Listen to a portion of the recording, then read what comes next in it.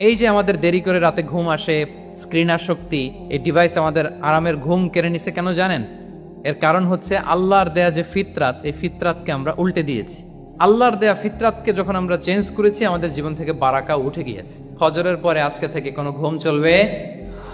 এই সময়টাতে অনেক বারাকা আছে। অনেকে ফজরের এই বরকতময় সময়টা তারা ঘুমাতে ঘুমাতে মিস করে। এর কারণ দেরিতে ঘুমোতে যাওয়া, আগে আগে ঘুমানোর অভ্যাস করতে হবে, কিন্তু আগে তো ঘুম আসে না। এই যে ডিভাইস আমাদেরকে ঘুমাতে দেয় না। আল্লাহ তাআলা রাতকে বানিয়েছেন ঘুমের জন্য। ওয়াজআলনা লাইলা লিবাসা, লিবাস মানে আবরণ। আমি রাতকে বানিয়েছি পোশাকের মতো আবরণ করে, যে আবরণ রাত্রিবেলা নিঝুম নিস্তব্ধ অন্ধকার দিয়ে ছেয়ে দেয়। ফলে মেলাটিন নামে একটা হরমোন নিঃসরিত হয়, আমাদের ঘুম ঘুম ভাব আসে। ঘুমের জন্য আল্লাহ তৈরি করেছেন রাতকে। আমাদের শান্তির ঘুম কেড়ে নিছে এই ডিভাইস। আল্লাহর দেয়া ফিতরাতকে যখন আমরা চেঞ্জ করেছি, আমাদের জীবন থেকে বারাকা উঠে গিয়েছে। ফিতরাত শব্দটার সাথে আপনাদের পরিচয় আছে?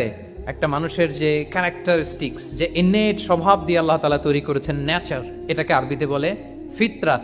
এই ফিতরাতের বিরুদ্ধে কিছু করা যাবে না। ইসলামিক লাইফস্টাইল হচ্ছে ফিতরা বেসড লাইফস্টাইল। ফিতরাতকে যদি আরো সহজ করে আমি আপনাদেরকে বুঝাই, তাহলে ফিতরাত হচ্ছে যা কিছু স্বাভাবিক, যা কিছু কল্যাণকর, যা কিছু ভালো, তাই ফিতরাত।